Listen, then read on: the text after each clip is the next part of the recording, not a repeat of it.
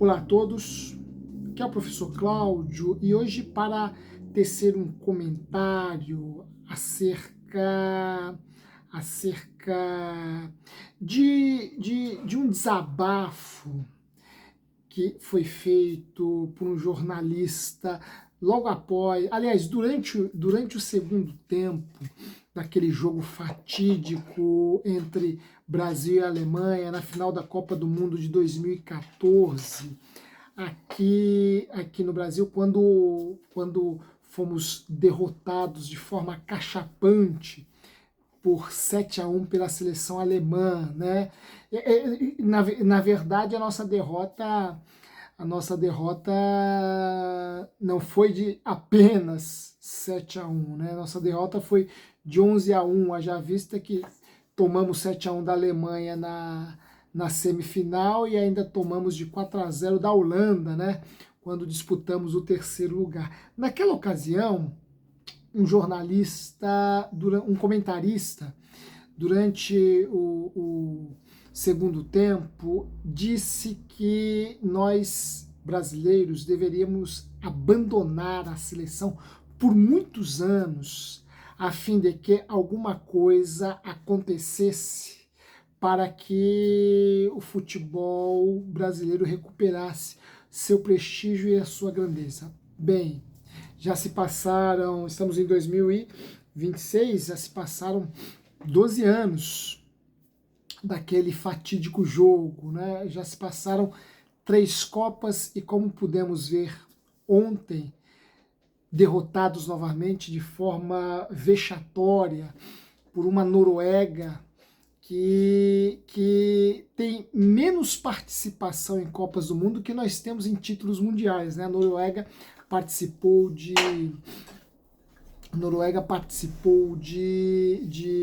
4 Copas Mundiais e nós conquistamos 5 Copas Mundiais. Portanto, o número que nós temos de títulos mundiais, de Copas do Mundo, é maior do que o número de participações em Copas do Mundo da seleção norueguesa, né? E falo isso com todo respeito aos noruegueses, com todo respeito à sua seleção, que ontem fez por merecer, sejamos bastante francos, né? Foi efetiva, foi incisiva, foi cirúrgica, né? Haaland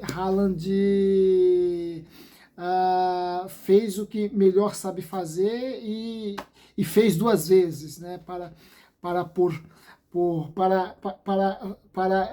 jogar uma pá de cal sobre a seleção brasileira e nos levar a mais amargos 4 anos de espera pelo tão almejado Hexa que parece cada vez mais longínquo. Bem, por que eu estou falando tudo isso? Porque, vejam, quando aquele comentarista sugeriu que os brasileiros abandonassem a seleção, porque somente este abandono da seleção brasileira, abandono da torcida pela seleção brasileira, poderia levar o futebol brasileiro a mudanças estruturais, essa frase, esse desabafo, essa sugestão se abre para uma concepção mais ampla acerca da relação que nós temos com a seleção brasileira, nós entre aspas, tá? Porque eu particularmente só assisto depois de 2014, só tornei a assistir jogos da seleção durante a Copa do Mundo, né? Tanto é que essa seleção que entrou em campo agora nos Estados Unidos, né? À exceção dos jogadores que eu já conhecia de outras Copas, né? Boa parte dos nomes me era estranha, né? Me era desconhecida, né? Porque, repito, né?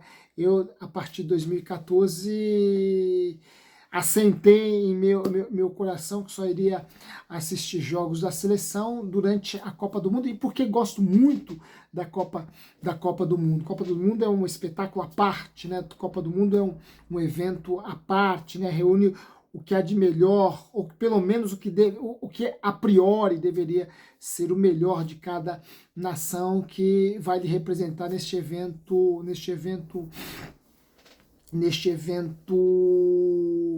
mundial, né? Eu me apaixonei pelo futebol que ainda pratico, embora não acompanhe televisivamente, né? Não assista nem jogos europeus, nem Champions League, nada disso, né? Embora praticamente não acompanhe mais futebol, eu me apaixonei pelo esporte e que até hoje pratico, jogo regularmente futebol, que eu gosto da prática do esporte, haja vista praticá-lo desde a minha mais tenra infância, né? Então eu me apaixonei pelo futebol por meio de uma Copa do Mundo, né? A primeira Copa que eu assisti que foi a Copa de 1982, né? Então foi uma Copa que despertou em mim a paixão por aquele esporte, né? Vendo o Zico fazendo gol de bicicleta clássica, né? Vendo aquele time que nos encantou, né? E que infelizmente sucumbiu diante da Itália, né? Primeira vez que eu chorei assistindo futebol, né? Naquele jogo fatídico contra a Itália. Eu acho que era inclusive no meio da semana, não lembro o dia certo, mas era no meio da semana, né? E ali a gente experienciava uma tragédia, a famosa tragédia do Sarriá, né? No dia seguinte, os jornais estampavam, né? A imagem de uma criança chorando, né? E a chamada, e a seguinte epígrafe, né? A tragédia do Sarriá, né? Que foi no estádio do Sarriá que nós sucumbimos diante da Itália de Paolo Rossi. Enfim, eu me apaixonei por futebol vendo aquela seleção, a seleção de 1982 jogar, disputar a Copa do Mundo na Espanha, né? E quem viu aquela seleção, convenhamos, e outras brilhantes que vieram, né? Como a de 94, de 2002, né? Quem viu aquela seleção, vendo essa, claro, né? O saudosismo bate, né? Não dá para não tecer as comparações e lamentar, né, o fato do nosso futebol ter chegado ao ponto que chegou. Mas fato é que o brasileiro não abandonou a seleção, né? O brasileiro, embora, né, 72%, a maior parte dos brasileiros não acreditava no hexacampeonato, né? Mas os brasileiros não abandonaram a seleção. E esta relação com a seleção brasileira é um exemplo de outras relações que estabelecemos com determinados objetos que mantém, de algum modo, que sustenta, de certa forma, determinadas estruturas, não permitindo-as, não possibilitando-as mudanças substanciais, mudanças consistentes, mudanças estruturais. E isto nos coloca diante de um conceito filosófico, que é um conceito filosófico muito caro ao marxismo, que é o conceito de alienação. Ora, esse termo, esse conceito, na verdade, o conceito de alienação, é visto por nós, é comumente conhecido como a ignorância do indivíduo diante das estruturas que o oprimem e que o mantêm numa condição servil, numa condição subhumana, numa condição de completa passividade diante dessas estruturas de opressão. Este é o conceito clássico, né? Conhecido, mais conhecido acerca da alienação tal qual postulada por Karl Marx. Agora, para Marx, e aí nós devemos desdobrar este conceito de alienação e tirá-lo do campo do conhecimento, do campo da consciência, e irmos mais além, porque Marx nos permite irmos mais além. Por quê? Porque alienação para Marx não é somente a ausência de consciência, a ausência de conhecimento acerca das estruturas de opressão, e é claro que Marx falava das estruturas de opressão capitalista, das estruturas de opressão, suas engrenagens, e o papel que o indivíduo oprimido ocupa nesse sistema. Ora, para Marx, a alienação não é apenas a falta de consciência, a falta de conhecimento do indivíduo acerca desta engrenagem que o oprime. A alienação também é uma impotência do indivíduo diante dessas estruturas que o oprimem. A alienação não se limita apenas ao plano da consciência, ao plano do conhecimento. Ela se limita também ao plano da ação. Por quê? Porque não são muitos, não são poucos os indivíduos que conhecem, que sabem, que têm uma consciência, por mínima que seja, mas que têm uma consciência de que estão sendo objeto de exploração, sobretudo a classe trabalhadora, a classe mais vulnerável. Ora, ainda mais em nossos dias, onde a informação circula assim de uma forma extremamente rápida, dinâmica, alcançando um número de pessoas inimaginável há 15, 20 anos, né? Há 15, 20 anos. Né? Hoje a informação circula. Hoje, as pessoas têm consciência dessa engrenagem de opressão, talvez não a consciência dos processos em seus detalhes, talvez não a consciência de como o mecanismo trabalha de forma sutil, mas as pessoas têm mais consciência, têm alguma consciência, em sua maioria, né? Tem alguma consciência, por menor que seja, de que, de algum modo, elas estão dentro de uma estrutura que as oprime e não lhes permite nenhuma ascensão socioeconômica, nenhuma ascensão financeira ou coisas do tipo, né? As pessoas têm consciência de que, por mais que trabalhem, por mais que na verdade, estão fadadas a praticamente não sair dessa zona, desse horizonte limitado do ponto de vista econômico, social, do ponto de vista de sua posição, de sua situação socioeconômica, né? As pessoas têm uma consciência um pouco mais ampla disso, porém,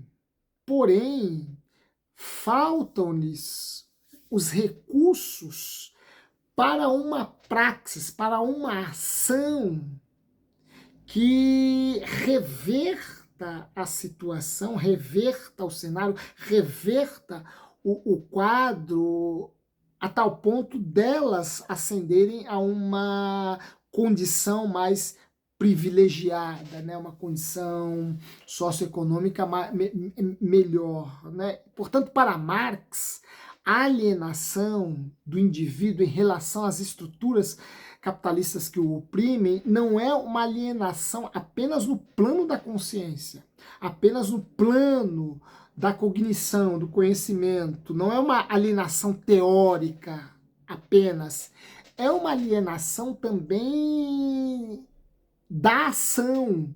Por quê? Porque embora tenhamos consciência, não sabemos como mudar essa realidade.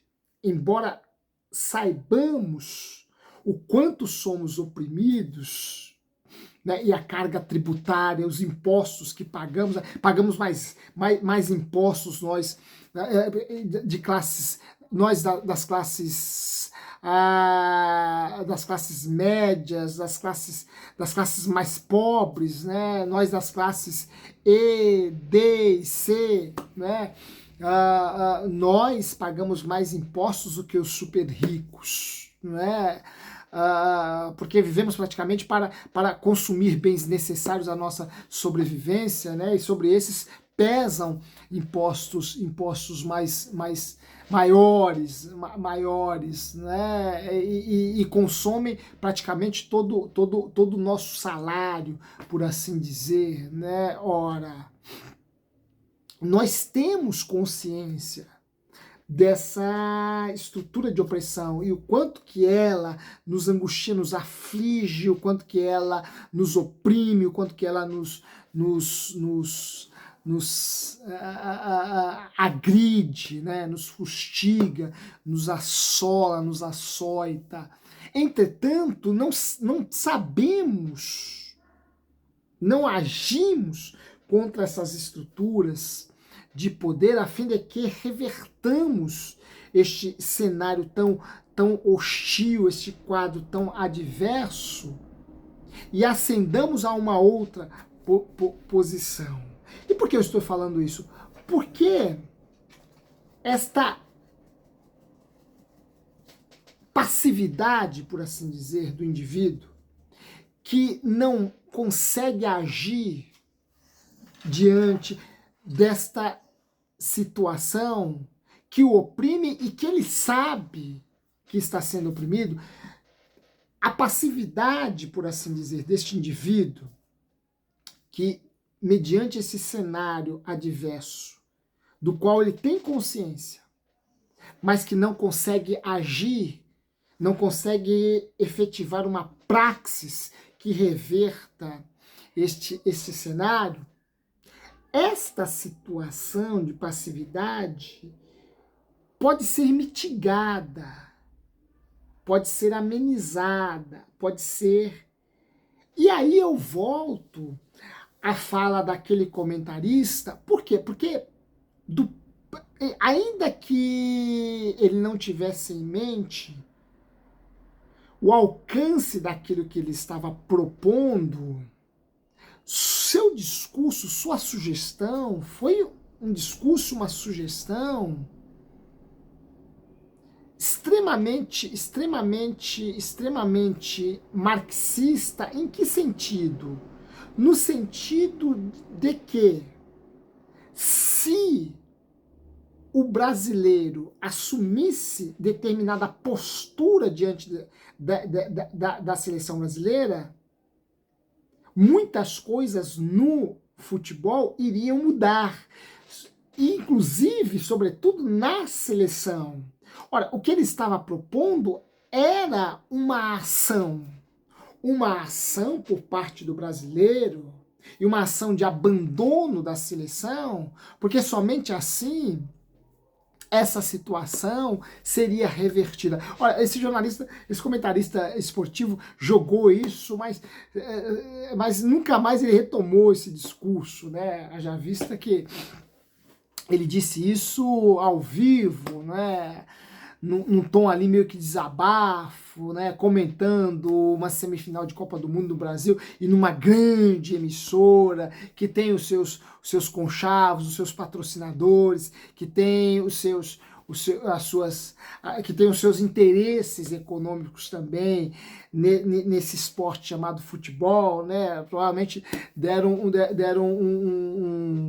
um mata-leão nele, né? Dando um cala-boca nele para que ele nunca mais retomasse esse tipo de discurso. Mas ele o fez, eu lembro perfeitamente disso, né? Isso me veio à memória agora com essa derrota contra a Noruega, isso me veio à memória. Por quê? Porque o que ele propôs é uma proposta que era uma proposta que convidava o brasileiro a uma praxis, a uma mudança de comportamento, a uma mudança de relação no que diz respeito à seleção brasileira, cuja finalidade era a mudança no futebol brasileiro. E por que ele fez essa proposta? Porque se o brasileiro abandonasse a seleção brasileira por muitos anos, por muito tempo, as mudanças aconteceriam. Porque com este abandono, nós iríamos na ferida, na essência, no cerne daquilo que move essa estrutura chamada futebol brasileiro, essa estrutura chamada seleção brasileira. E qual é o cerne? É o cerne financeiro, é o cerne econômico, é o cerne que envolve dinheiro. Por quê? Porque a seleção brasileira é um produto. A seleção brasileira é um produto. E quem é dono deste produto? Não é o brasileiro. Quem é dono deste produto é a CBF.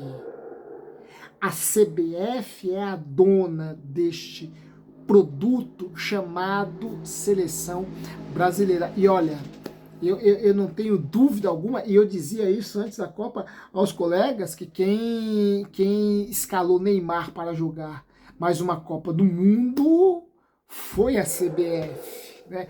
Carlo Ancelotti, se tivesse autonomia, suponho, eu estou quase certo disso, jamais levaria um jogador que vem capengando num Santos com muitas dificuldades, que está lesionado, inclusive, praticamente não jogaria nesta Copa do Mundo. Ora, Carlo Ancelotti jamais faria isto. Fez, e o fez certamente por imposições, por arbitrariedades, desmandos da CBF, porque nós sabemos que a CBF escala os jogadores. O parecer definitivo sobre a convocação dos jogadores brasileiros para uma Copa do Mundo é dado pela CBF. Isso nós sabemos, todos nós sabemos. E quantos escândalos de corrupção envolvendo a CBF, esta empresa que nos vende um produto chamado Seleção Brasileira, quantos escândalos de corrupção tem marcado a trajetória, a história da CBF, e isto há longos anos, há muitos anos. Esse discurso, inclusive ontem, foi discurso, foi ponto tocado pelos comentaristas, e isso na grande mídia, né? A necessidade de mudanças na CBF. Olha, ouvimos isso constantemente. Olha, quantos de nós somos inocentes, ignorantes acerca das falcatruas que ocorrem na CBF? Olha, podemos contar nos dedos. Quantos brasileiros são alheios a isso, né? Podemos contar nos dedos. Ora, a maior parte dos brasileiros tem consciência dessa engrenagem, e o quanto que ela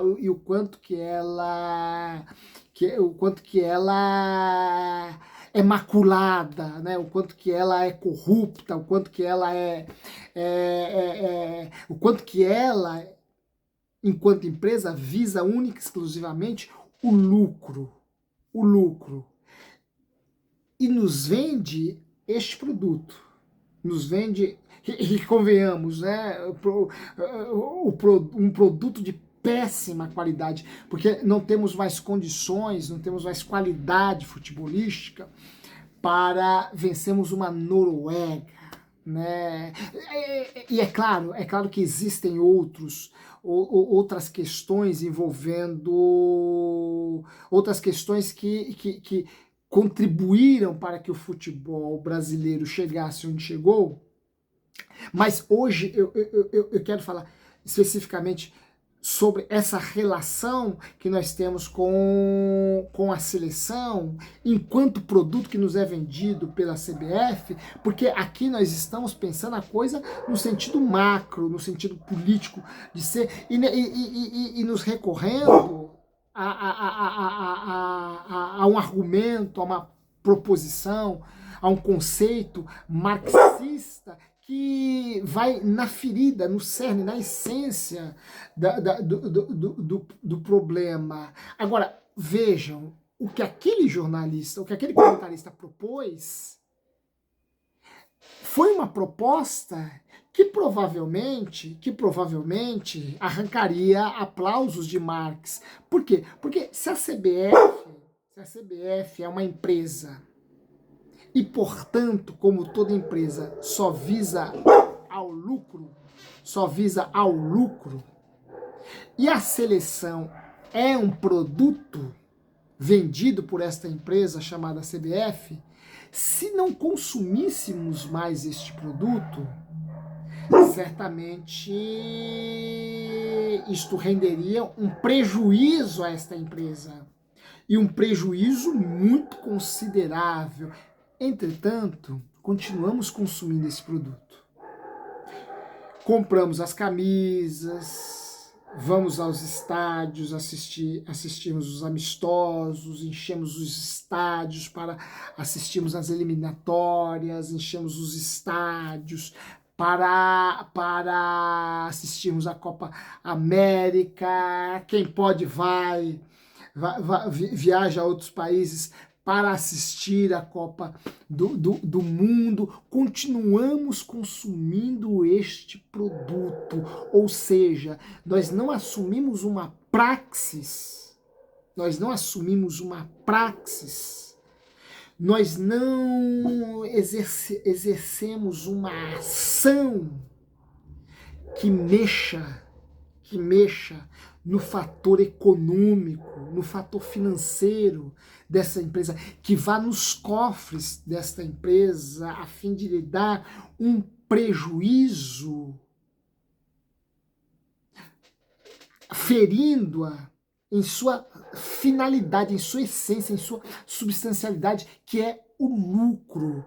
Nós continuamos consumindo este produto de péssima qualidade, este produto, este refúgio, o que nós temos acompanhado nos últimos anos em termos de seleção brasileira, quando comparada, quando contrastada com outras seleções que já vimos jogar, ou que, embora não havendo, por exemplo, não vi a seleção de 70 jogar, mas já devo ter visto de cada jogo, pelo menos, devo ter assistido pelo menos umas 5 vezes cada jogo daquela seleção, assistia aos jogos, nos documentários, nos programas que celebravam o tri, né, na TV aberta lá atrás. Hoje com o YouTube, de volta e meia assisto novamente a esses grandes jogos, né, sobretudo os jogos que nos levaram ao tricampeonato, né, que transformaram, né, a seleção que transformou, vejam, seleção que transformou, que levou o futebol, pelo menos naquele momento, naquele contexto, a ser considerado como uma arte, né? E quem fez esta consideração, e quem levou o futebol a condição de arte, não fomos nós brasileiros que vencemos o tricampeonato lá no Azteca, né? Lá no México. Mas um gênio da arte italiana, um gênio oriundo da Itália, que perdeu para a seleção brasileira por 4-1 na final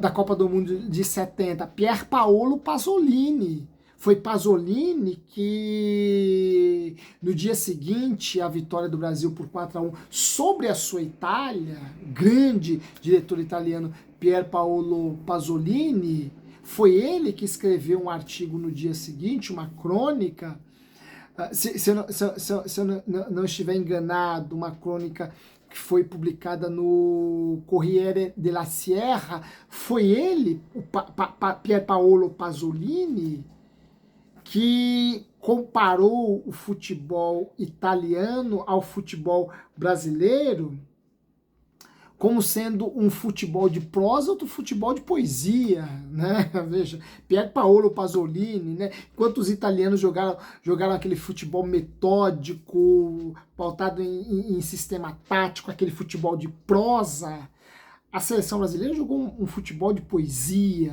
Portanto, a seleção brasileira fez arte, elevou o futebol à condição de arte. Ora, quando contrastamos essas últimas seleções, sobretudo essa geração de Neymar, que graças a Deus está chegando ao fim, mas quando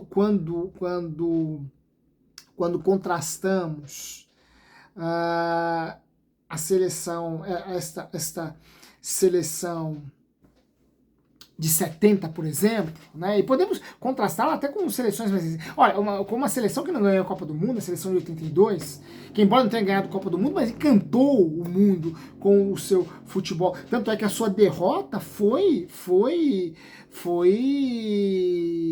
classificada como uma tragédia, né? Ninguém no mundo esperava que aquela seleção que encantou o mundo fosse perder para uma Itália que vinha também de um processo extremamente tumultuado, que perdeu, inclusive, no primeiro jogo, se não me falha a memória, que acho que foi classificada para a segunda fase num processo meio que de repescagem, enfim, a forma de classificação lá naquela Copa era outra, né, eram outros tempos,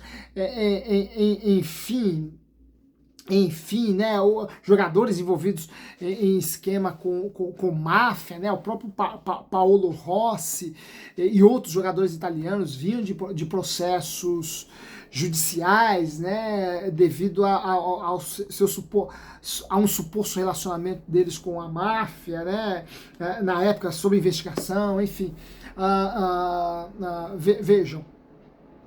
Vejam, quando nós fazemos essa comparação, nós temos que nos convencer de que o que nós vemos hoje é um refúgio de seleção brasileira, é um refúgio de futebol que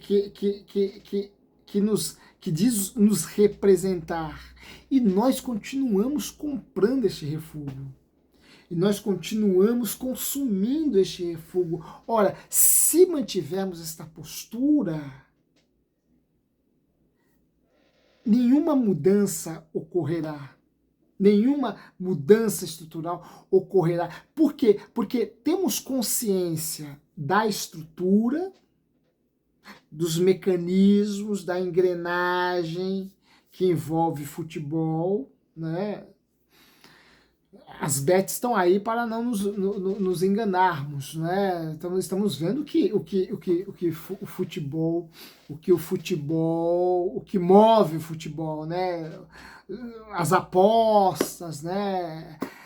Enfim, as cervejas, né? O que move o futebol. Tá tudo aí, tá tudo escancarado, tá tudo exposto. Ora, mas se não agirmos ou mudarmos o nosso comportamento em relação a isso, para que mudanças ocorram, nós continuaremos num estado de alienação. Nós continuaremos alienados em relação a este sistema que, convenhamos, só arranca de nós dinheiro e não nos oferece um produto digno, um produto digno de nossa história. Ora, continuaríamos indo ao estádio. Quem vai, né? Porque eu particularmente não gosto de ir ao estádio para assistir jogo de futebol, né? Acho que fui assistir jogo de futebol uma vez só em estádio.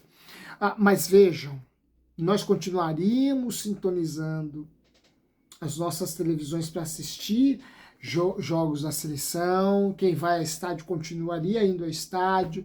Quem gosta de comprar camiseta continuaria comprando a camiseta, mas com a certeza de que pelo menos o investimento estava valendo pelo retorno. Ou seja, estávamos consumindo um produto com a qualidade que o produto merece, ou com a qualidade que o produto foi propagandeado. O problema é que continuamos consumindo o produto, enchendo os cofres da CBF, e em contrapartida nos é dado um produto com essas qualidades que aí estão. Se é que é possível identificar alguma qualidade positiva nesta seleção, neste nosso futebol. Ora, a sugestão daquele jornalista, a meu ver, foi no cerne, na essência da coisa. Foi a melhor proposta possível para que tenhamos alguma esperança de mudanças substanciais. Porque, repito, enquanto estivermos consumindo este produto e enchendo os cofres da empresa chamada CBF, ora, o que nos será repassado, vendido, será disso para pior, e continuaremos limitados, restritos, circunscritos a este estado de alienação, né? Eu particularmente já pontuei isto aqui em nosso encontro. Eu particularmente deixei de assistir jogos da seleção brasileira fora do tempo da Copa, fora do campeonato da Copa. Durante a Copa assisto ainda, porque, repito, a Copa é um espetáculo à parte, né? Eu gosto muito de Copa, inclusive vou continuar assistindo os jogos, porque gosto muito de Copa, mas nesse interregno de 4 anos entre uma Copa e outra, não assisto amistosos, não assisto Copa América, não assisto eliminatórias, não assisto nada envolvendo seleção brasileira e nada envolvendo o futebol brasileiro, porque é a forma de eu me engajar nesse processo de reação, de hostilidade, por assim dizer, de militância, de engajamento, de protesto, de manifesto, de panfletagem mesmo contra essa estrutura de opressão chamada CBF, a fim de que... Mas eu sou só eu. E sozinho ou sozinhos não podemos fazer nada praticamente. É preciso uma consciência coletiva. É preciso uma consciência coletiva. É preciso uma consciência crítica coletiva e que assuma esta postura arredia diante deste produto vendido pela CBF para que mudanças possam ocorrer, né?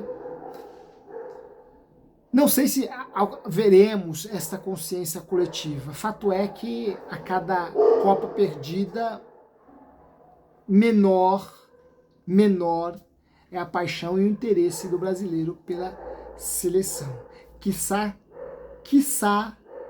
este desinteresse e esta falta de paixão continue nesta crescente, porque talvez assim com vida eu ainda veja uma seleção jogar um futebol digno, um futebol coreográfico, um futebol plástico, um futebol de resultados, futebol eficiente, também um futebol campeão do mundo ainda em minha vida.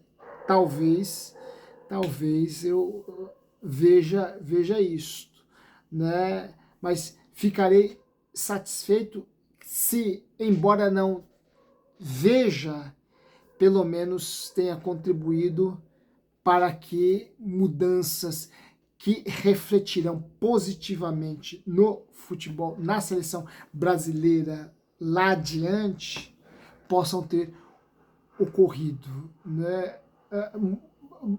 Participar dessas mudanças que repercutirão positivamente na seleção brasileira. Procure pensar sobre isso, se é que você é muito apaixonado por futebol e, sobretudo, por seleção brasileira, a ponto de continuar consumindo esse produto com esta qualidade que te é vendido pela CBF. Procure pensar sobre isso e rever a sua postura. Às vezes, por amor, é preciso abandonar, né? Preciso deixar e partir para outra para que mudanças ocorram, né? Para que não passemos por situações mais vexatórias, como a de ontem diante da Noruega, outras tantas que já passamos e as que possivelmente haveremos de passar. Bem, era esta a reflexão que eu queria fazer nesta segunda-feira de mais um dia de luto para o futebol brasileiro, né? Mais uma segunda de luto para o futebol brasileiro. Espero que você tenha gostado desta reflexão. Se gostou, deixa aí seu like, deixa aí também as suas impressões acerca dessa relação seleção brasileira, CBF, produto, dinheiro, enfim, deixa aí seu comentário sobre esses temas, né? E se inscreva no nosso canal, divulgue esse espaço com outras pessoas, a fim de que nós possamos levar essas reflexões aqui a um número sempre maior de pessoas e em breve nós nos reencontraremos. Um forte abraço e até lá.